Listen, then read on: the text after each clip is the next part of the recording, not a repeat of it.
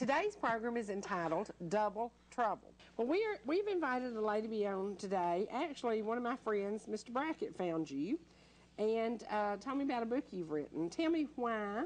Number one, why did you land in the South? Because we're going to get this.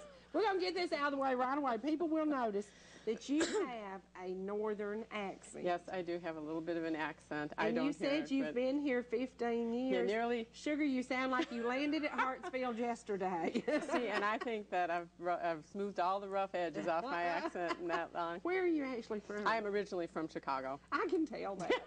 See, y'all knew that. You didn't have to say that. I can tell you grew up in the Windy City. Yes, I did.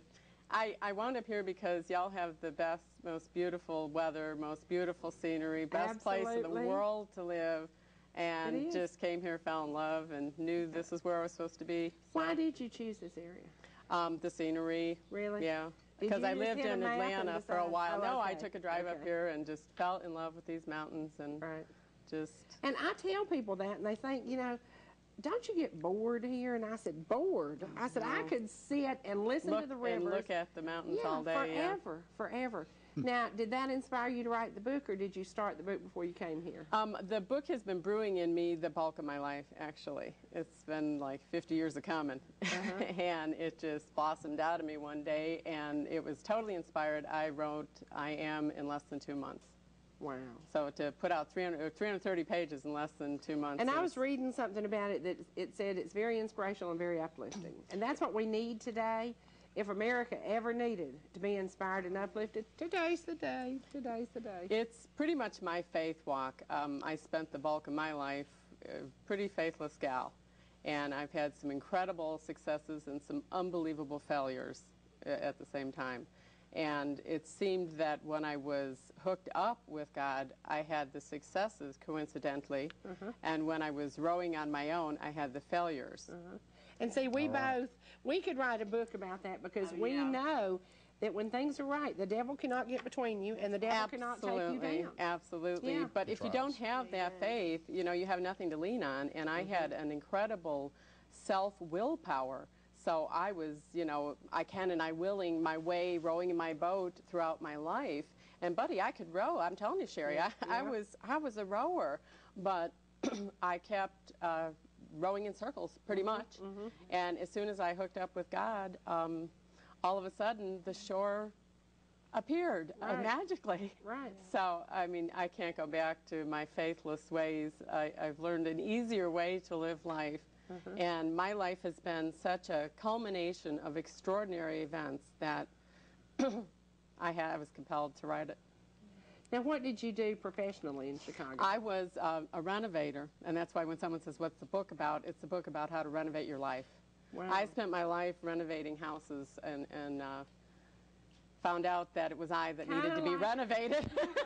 Well, there's a program on television where they take an old rundown house and restore it. Did you do something like that? Yeah, it was like that, but then it got bigger and bigger. I was doing like $1 million rehabs on big old Victorian mansions and stuff. And that'd be interesting. It was wonderful. I loved that chapter of my life, but it's so much better now. I love writing, so I'm renovating lives now rather than renovating houses now that I finally renovated my own life, which it desperately was in need of a rehab, I can tell you. Okay, when you wrote the book, did you hand it to someone and say, okay, tell me what you think before I even go to a publisher? No, because it was so inspired, I kind of sign off at the end of the book as 10 fingers for God. I was pretty much God's typist. I would love to take credit for everything in this book because I've read it many times and it still amazes me when I read it. I'm like, wow, I didn't know that. Oh, neat. So it was totally inspired, and I'd love to take credit for it, but in all honesty, I can't. I think the miracles that have happened in my life, and they are numerous, really were the bulk of the inspiration. When I really realized how many miracles I was sitting on, I was compelled to share it with the world. And I believe this truly with every being in me, everything is in God's time. When you got the call to be on the show, we didn't know that you had a book signing scheduled for Saturday. Wow. So everything worked out perfect. You were going to be on Tuesday. I had a soldier come in that I'd been waiting and waiting and waiting on. we had to switch with you. And it worked out better because now it's fresh in people's mind, and then they'll know to go to the book signing on Saturday. And this is what I'm trying to really get through my head, because, you know, you read I Am and you think, oh, wow, she's got it together. No, don't. I still stumble as much as anybody, if not more, because I'm very strong-willed on my own. And strong-willed people have a harder time putting their will down and taking on God's will, because we're very stubborn, and let's be honest. Stubborn? Does she know us? So you can be the Three Musketeers now, and we can be triple trouble. We're all secretly control freaks. I mean, if we admit it. You're in good company. and I think it's just the bulk of the population, and it's a matter of admitting it and understanding that my will was pathetic on my own. And in turning it over to God, it's just made my life so ridiculously easy now.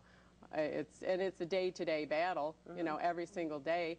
And like Sherry said, you know, if you know where you're going, it's easier.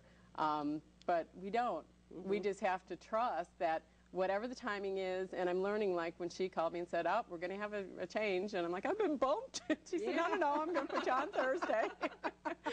And I immediately, I wanted to go, how dare they? And then I caught myself and I went, no, he's got a better plan than me. Yeah. So I'm sure it's going to be for the best. The soldier that bumped you is going to Afghanistan, his 5th tour of duty. His 5th tour of duty. And we had to have him on, you know. And I said, I hate to book somebody and change it, but we have been waiting about 5 weeks on him. And when he called and said, I'm going to be in town, I can do it, we're like, okay. When your producer said it was if he has to take my place, we're going to do it. When your producer told me it was a soldier, my son was in Iraq for 4 years. And my heart totally goes out. I totally understand. Yeah. We pretty much learned that we're flexible, aren't we? Oh, yeah, we have to be. And that's one of the things about making this program work. We do whatever it takes, you know. And there may be a day, I've never missed a day's work. And today I felt so bad. But I got up this morning and I said, okay, Lord, let's go. Let's just get with it. And I walked in and everything's fine. I'm having, you know, the breathing issues and whatever. But thank you, Lord, for the daylight today. You know, absolutely. And thank you for everything you've done for me, because you allow me to do this. And we reach so many people. And one of the things I wanted to share with you, your book will reach people, but every day we get the sweetest cards. And you got a letter today from someone who absolutely loves the program. We love to get messages from folks that know we're touching them. And through gospel music, you touch a lot of people. And you and your mom sponsored gospel music on the radio long before I was involved in it. I sponsored a program on the gospel radio station, because we do want to reach people. Now, did you write the book to reach people, or did you write the book to satisfy yourself? I wrote the book to reach people because, like I said, it was inspired. I really didn't know where it was going to start, where it was going to go to, and it just poured out of me so fast. In fact, to be perfectly honest with you, I would get up in the middle of the night and type so fast that I didn't do paragraphs. I didn't do punctuation. It just slammed out of me. And I'm a hunter pecker. I'm not so, I mean, just that in itself, my husband would stand in the doorway and watch me some nights and just shake his head and go, it's just unbelievable. So, I mean, God can do just about anything he wants. I'm pretty sure after this experience that we're all just vessels. We call it a God thing. Oh, yeah, God thing. That's very good. That's going to be my new term. It's a God thing. Now, let me ask you about this. Is your husband Southern boy?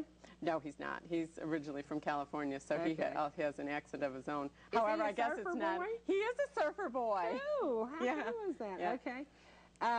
Do you have common denominators, or are you opposites and opposites attract? We're very opposite. You know, the funny thing is... Did he have a religious connection? It's funny you bring that up, because the one thing that brought us together was God, because he believed in God. That mattered so much to me that at that time, and of course now with all my heart. But yeah, so... But I love living here. I'd never move back to the north. Sorry, guys. I didn't mean to be a traitor. Even for Chicago-style pizza. Oh, no. I can make a really good Chicago-style pizza right in my kitchen here on the mountaintop in LJ. Now, where do you live here? I live up on a mountain. I live up on Sugar Ridge Mountain, way up Big Creek Road. And no matter what window I look out. In fact, that's really the reason I moved up here. Wasn't just the mountains, although they stole my heart. It was I have horses, and I wanted to be able to live with my horses. So I have the best of both worlds now. Absolutely. Now, do you guys have a home church here?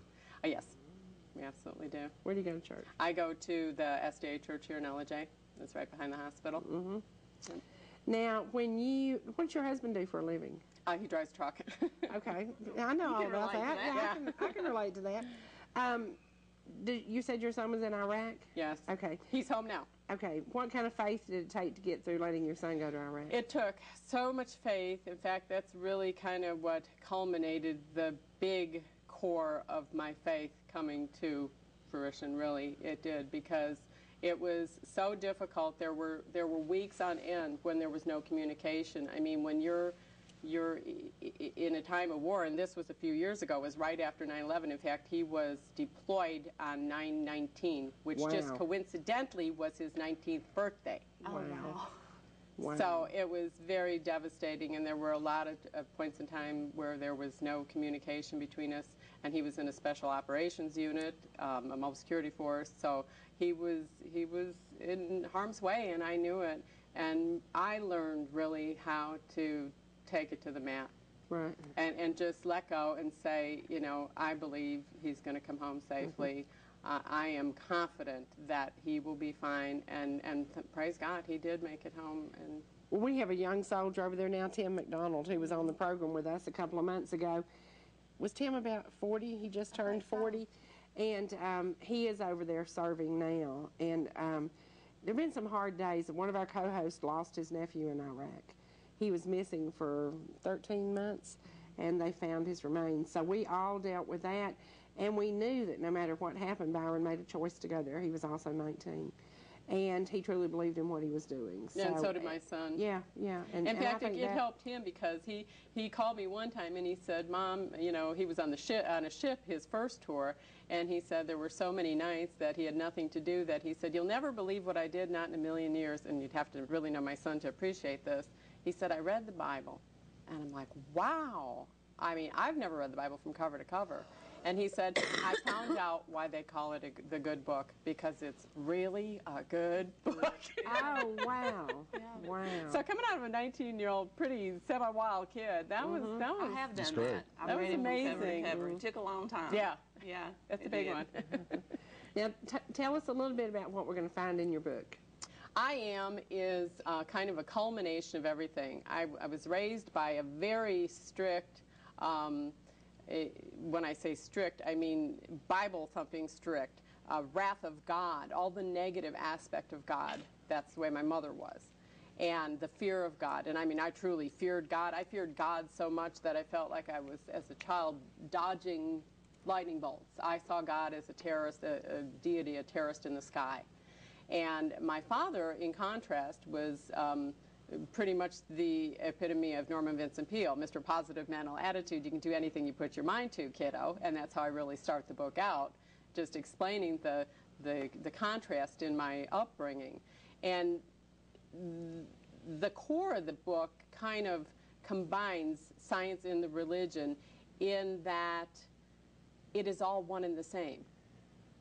That positive mental attitude is God's attitude. He is the positive in our positive mental attitude. When we are caught up in fear and anger and worry, that's not God feeding that. We're being drawn away from God by the negative force. She and I could have done a seminar on that last night. We Yeah, talked we for could. hours Oh, about we all this. get caught up Because in it. we It's this said constant battle. You can't. You cannot allow yourself to be caught up in anything negative. If you do, then you allow the devil to take over in God's place, and Absolutely. it's done. You do yourself in. And that was the biggest revelation for me, to realize that every time I got stuck in the fear or the anger, or I can't have it my way, I don't want it now, I want it right now, because I am from Chicago, remember, Lord, Sherry? give me patience right now, not now, but right now. Yeah. It's a matter of realizing I can't get myself turned around by myself. Because once you start looking at the anger and the negative, it draws you in. It's a tremendous power, and that awareness, I think, is huge. And I talk about it, and I talk about my going the tug of war throughout my life, my entire faith journey, and realizing that the only way you can get back is you've got to be willing to ask for help. That's the long and the short of it. We can't do it alone. And it was very hard for me, like I said, to put my will down. But it made my life a whole lot easier. And now when it gets tough, I know exactly where to turn. Now, what about your father? Opposites attract. So if your father was this and your mother was this, did they clash? Yes and no. I mean, Are they still alive? No, they're Okay, I was both going to ask deceased. you, would you have written this book if they were here, because you included the Yes, force of your mother? I would have. I came to terms with that. In fact, that was a big blessing with writing this book, and I've got a couple others that I'm working on too, is it really did make me come to terms with my mother was in pain. Hurting people hurt people. It's Yes. just a fact. Yes. Yeah. And my mother... You know, boy, do we know that. Sure. Yeah. I mean, We it could is write a true. book. Yeah. And we could write a book. Yeah, we could. Something happened. I mean, I'll find out someday, hopefully, but something horrible must have happened to my mother to make her as bitter and angry as she was. And I have completely come to terms with it. And in fact, my mother was really the first person I forgave in this journey. And there is an incredible freedom to forgiveness that I never really understood. And I talk a lot about it in that book. I talk about how you have to become willing to go into the closets of your soul. I mean, when I said I renovated myself, I truly did renovate myself from the inside out. Once the Lord got into me, I mean, he started open every closet. I'm like, no, close that one. We don't want to look in there. Yeah. And little by little, I mean, the garbage was pulled out. And as soon as you look at it, you know, it kind of foils Satan big time, because as soon as you look at it, you realize it's not at all what I thought it was. It's not as bad as I thought it was. When you don't forgive somebody, you think that's hurting the other person. It's not Oh, hurting it the poisons other your person. soul. You're let it go. you're They taking could care a scoop less. of poison every time you lace yourself with the anger and the resentment. Yeah. Because I could write a book about having to forgive and the things I've been through in my life. And you think the people that you're upset at and hurt at, that it's hurting them. It's not hurting them, it's hurting you. And once you let go of all that, it's amazing what happens. There's no way you can read, and you're going to wind up reading it, Sherry. I promise I'm going to am. read it. Well, I have this hard time driving and reading. Don't do that. And my Please car don't do has that. That's now like my daughter putting her makeup 83,000 on when she's driving. Well, Don't do that. My Do you car's have it got on CD? 83,000 miles on it, so I drive a lot. She needs it on CD. It is. Yeah, we is actually, it? yes, Oh, good. through Tate Publishing, you can get the audio book. You sure Okay. can. Good. You can go to Tate Publishing, www.tatepublishing.com, and get the audio book. And the book itself is now available at all retail stores. I'm really excited and proud to finally be able to say that, because that's a milestone to get first-time author, first-time book, to get it out there. And I'll have to honestly say, to my utter shock, which it really shouldn't shock me, because like I said, I was pretty much God's typist on this whole project. The reviews that we get are phenomenal. We have yet to get a bad review. That's why I was looking at a review earlier, and that's why I asked you about this. She said when she first read I Am, she had just lost her sweetheart and was feeling very, very low. I found this book to be just what I needed, encouragement and guidance on how to renew my faith in everything. This book has helped me through a sorrowful time of my life. I have read I Am several times, and each time it has helped me in some way. And that is, you know, we talk about the song Resurrection Ground that brought me out of a deep, deep depression. And honestly, as a young widow, I didn't care if tomorrow came.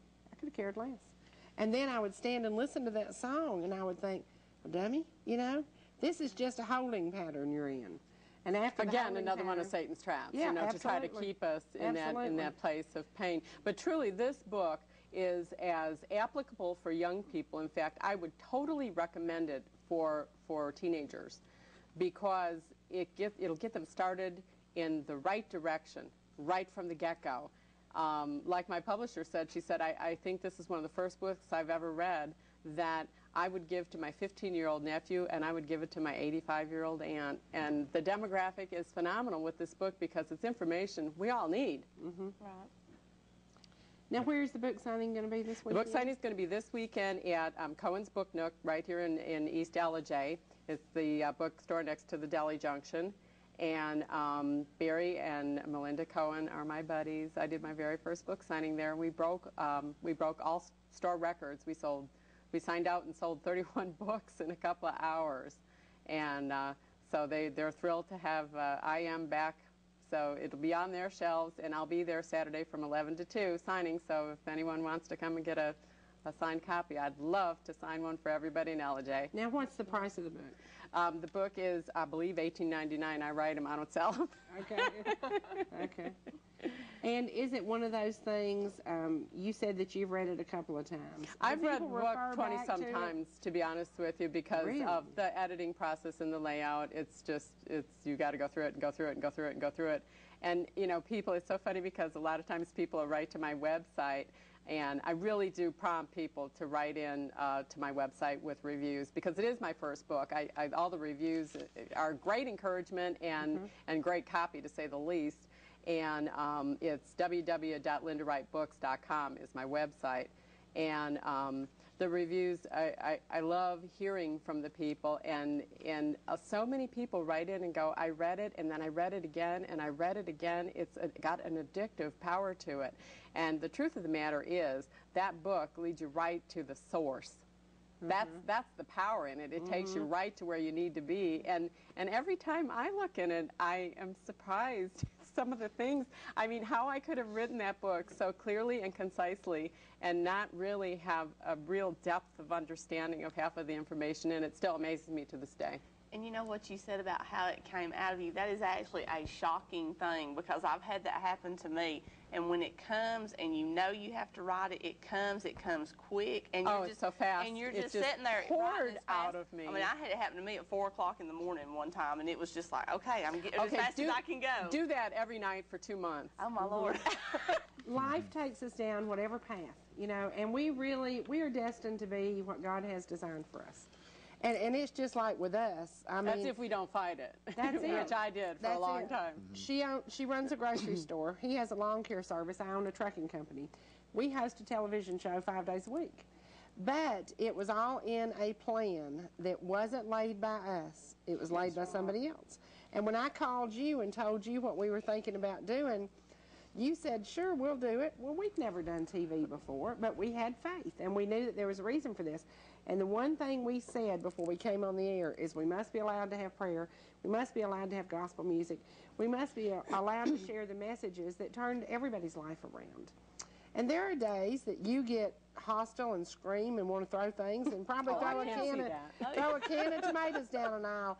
But we know it's all a plan, you know. Right. And there are times that I get so frustrated, and then I think, man, how could I not be frustrated when the devil is working on something? And then the devil's gone. Now the devil's gone.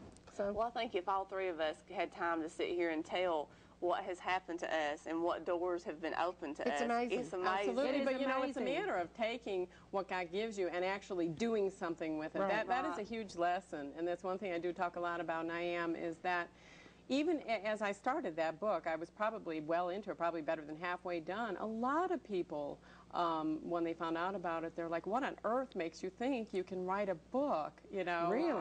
Misconstruction. Yeah. You know, what Yeah. makes you think you can write a book well enough to get published, let alone well enough to do good enough to actually generate an income from? And those people are the naysayers of the world, and those are the people that are with the best of intentions trying to save us from ourselves, from our optimistic selves.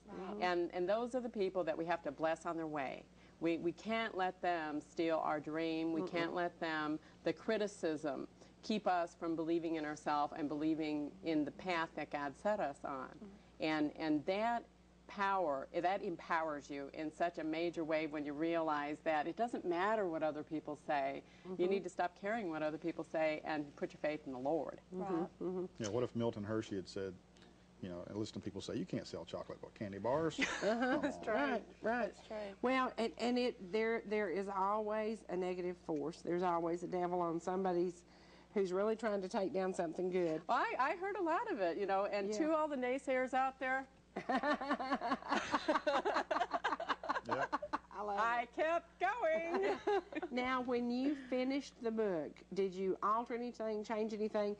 Who wrote the intro? Who wrote the... I wrote all of it. I wrote the back matter. It was just, I swear to you, the easiest thing I've ever done, as ridiculous as that sounds, because when I read it, I'm like, But it was, even the cover, that image is a NASA image of being a science background.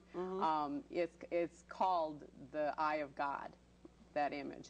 And I saw that image at my local hairdresser's here when I was starting to write this book. She had seen it on the internet, had printed it up and posted it behind her cash register. And when I walked in, I saw it, and it just hit me like a brick, just like a bat over the head. I just knew I'd have that image on the cover of this book, because the Eye of God, how perfect is that? A picture of the universe. How perfect is that for my science/God book? And when I emailed it to my publisher, she said, it's a gorgeous image. There's just absolutely no way you're going to have that on your book, darling. And I said, why, Janie? I love it. And she said, Linda, we can't just take an image off the internet and put it on a book. There are all kind of copyright laws and whatnot.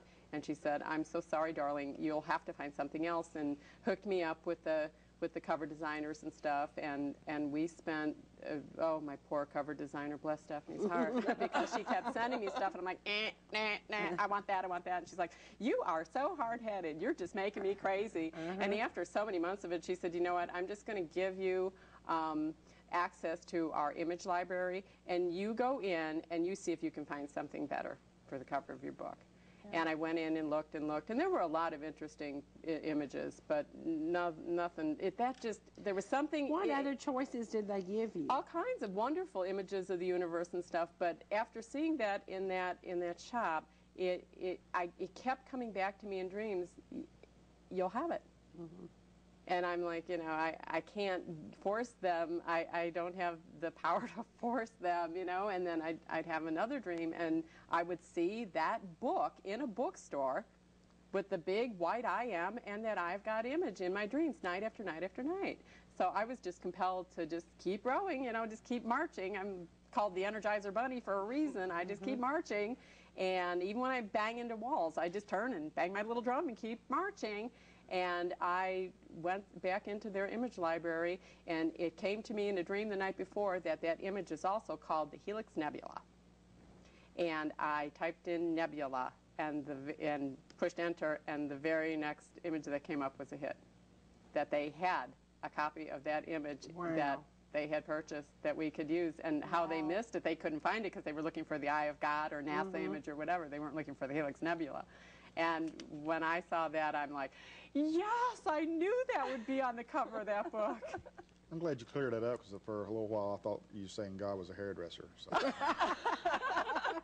He is that too. I mean, he does everything. Can I see the book just a You second? certainly can. Okay. Now, I love the colors, you know I do, and you know Angela will love this. Is this a book that we could send to soldiers? Oh, absolutely. As a matter of fact, I did a signing over at a friend of mine's over at the local physical therapy place, and they have a big box on the floor for people can bring in book donations for the soldiers, and I did sign some and throw them in there. Absolutely, it would be a wonderful gift for soldiers because it's very inspirational and it's very positive. The undertone is very positive. Even through the trials and tribulations of my life, God had the ability to stay in me and keep me going, and it's a matter of just keeping my eyes on Him. Off of me, off of the problem, on Him. Focus on what you want, not what you don't want, which is what we tend to do when we're upset. We focus on what we don't want. That's key. And this and the acknowledgments, the first one she acknowledges is to God for the miraculous inspiration to accomplish this task. Was there ever a doubt in your mind you could accomplish this? Never. Not a one. The publishing process is difficult and time-consuming and like I said, frustrating with the cover design and stuff, but I just never doubted for a minute. It's the strangest thing. It's the most inspired work of my life, and therefore the easiest thing I've ever done, and I knew it would come to fruition. I just knew it. I had seen it in so many dreams over and over and over. And when I saw that dream with that book, that exact cover in a bookstore, I cried the first time I saw it in a bookstore window. I stood there and cried. I'm like, I'm living my dream. This is how many people can say that, you know. Did you bring some extra copies today? I did. I did bring some extra We thought copies. she might have. Well, I'm going to ask you She goes to take it back. I'm going to put you on the spot. Can we give this one away? Absolutely. I would love to give one away. Okay, we're going to give one away on the air. Linda Wright, I have absolutely no formal education, nothing more than a high school diploma. I have, however, graduated from the School of Hard Knocks and hold a master's degree from the University of Life. If you don't think you can do anything you believe you can do, read this book and think again, Bunny. Now, see, that's like me, because somebody said one day, well, you didn't go to college. Well, no, I didn't, but I've got more experience. I didn't go to college either, lessons. and I have a published book that's doing remarkably well, so don't limit yourself. Yeah. And I love this, where God doesn't need carnal credentials, because my Holy Ghost writer has enough divine qualifications and attributes to share with everybody. God doesn't have a degree, does he? No, he didn't. No, he doesn't. Well, he does in the creation of the universe. Yeah, he got a little credit for that. How did you choose the name? That also came to me in a dream, because I wanted to name the book The Making of Me, which is the name of the first chapter. And it just kept coming to me, these glowing letters in a dream, I am. And it was funny, because I would go to bed once I started it, and it was a struggle in the beginning, because I was a little baby when it came to writing. I never wrote much more than a good grocery list or maybe a letter. So, I mean, it was very hard for me in the very beginning. And as I was just starting it, I kept going. When I go to bed at night, I'd pray and just say, God, I'm not a writer. And as I was falling asleep, I would see those letters. I am. Because he is the great I am. There you go. He's the author of everything. So this is, of course, nothing to him. And every night I go to bed praying, I'm not a writer. And he would say, I am. So he is the I am in all of us, if we go ahead and open up to him and walk away from that fear monkey. He's just a banging, noisy wind-up toy. And get clear on that and quit focusing on him and focus on the one that really matters. You'll reach people with this book that would never have thought about being religious. And I guarantee you will touch people. That's really was kind of the compelling force is it took me 50 years to get there.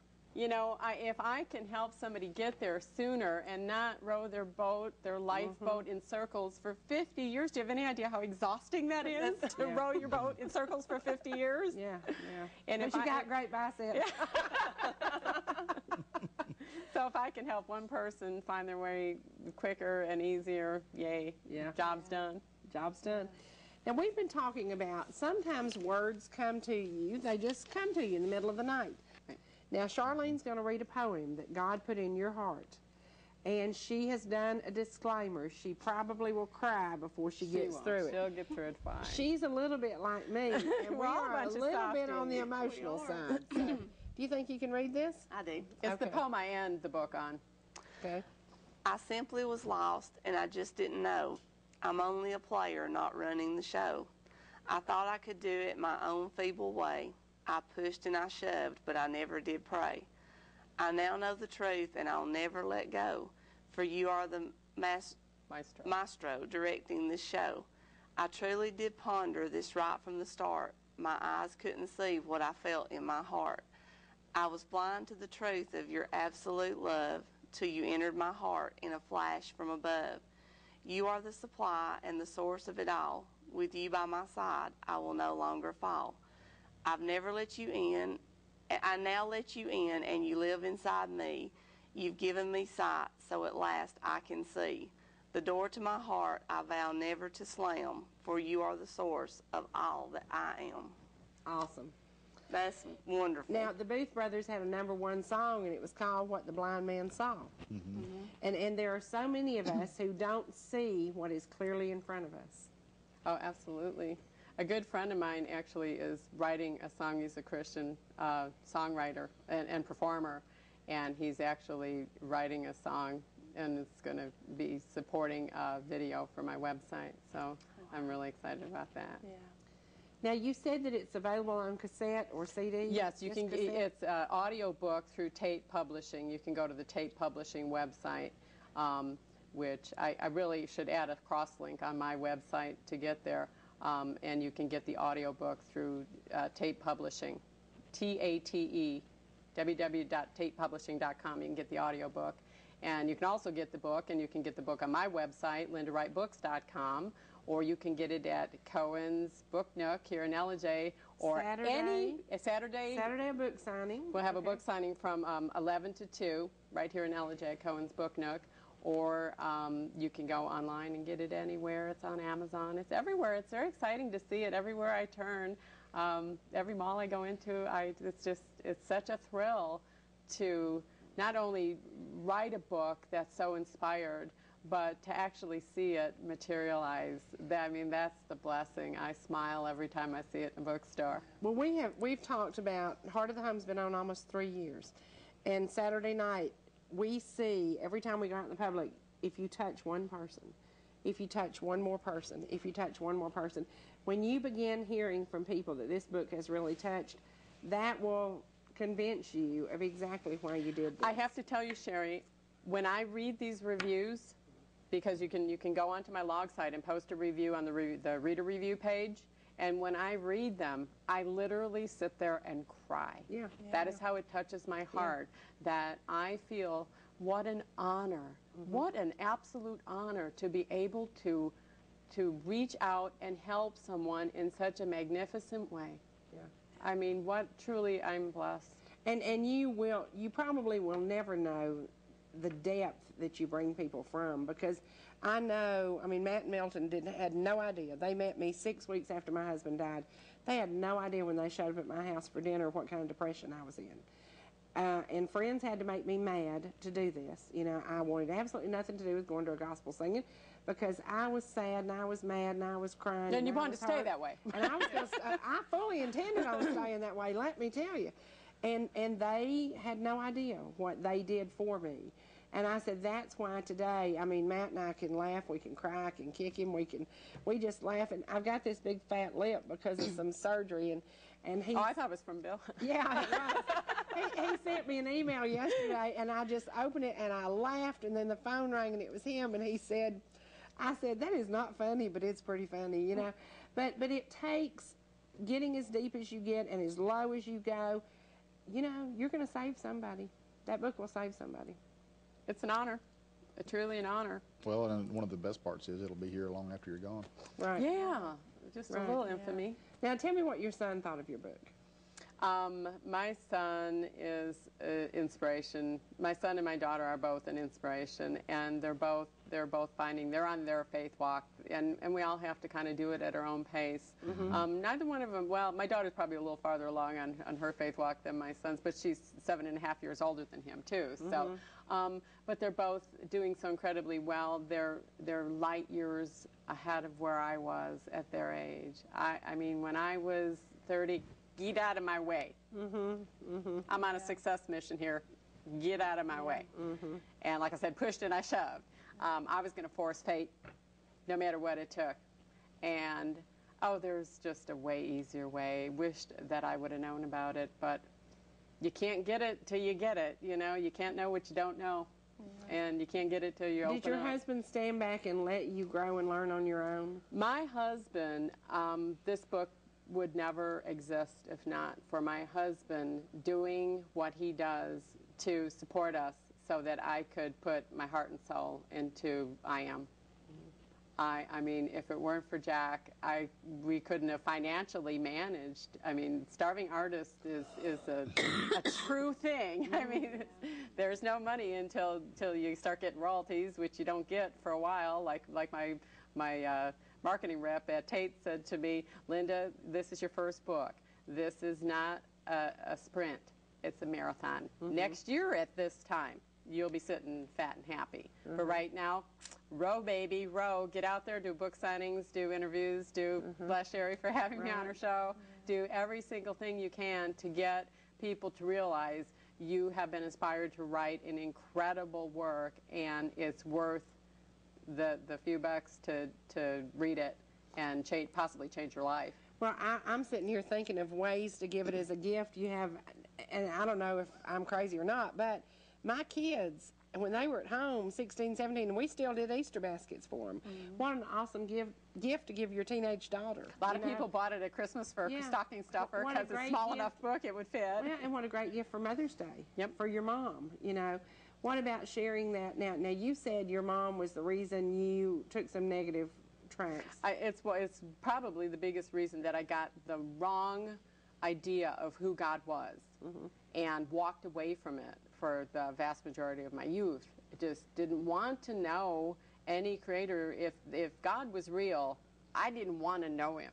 I was exhausted from running away from him my whole childhood because I was, you know, I was taught fear God means fear God. He's gonna fry your butt with a lightning bolt. You do that again, girlfriend. You know, that kind of God. I didn't want to know that kind of God. Now I know who he really is. He's nothing but pure love, and he's been standing right beside me my whole life, you know, and I fired him out of my life so many times. It utterly amazes me that this Creator God can love us so much that no matter how much we disrespect him, no matter how much we walk away from him and go, I don't need you, I can do this on my own, just fine, thank you, he still stands beside us and just longs and waits for us to turn around and say, I'm so sorry. That's Well, what the word long-suffering comes to mind. Oh, it just, I'll never be able to really get my brain wrapped around the depth of God's love, because I've had a lot of travesty in my life, and I'm sure I brought a lot of it on myself. But I prayed and prayed. I mean, I talk about my daughter was born with multiple birth defects and, you know, had 25 operations, you know, in the first 20 years of her life, and nearly died I don't know how many times. And every surgery from the day she was born, she had her first operation when she was 18 hours old, I prayed and prayed and prayed, and she'd get through it. And then I would fire God for letting the thing happen in the first place. I mean, you talk about on again, off again, faith in God. I was the most pathetic example of on again, off again faith on the planet. And yet he never gave up on me. I gave up on him over and over and over. And it will never cease to amaze me that he never, ever gives up on us. That's just, I just can't comprehend that.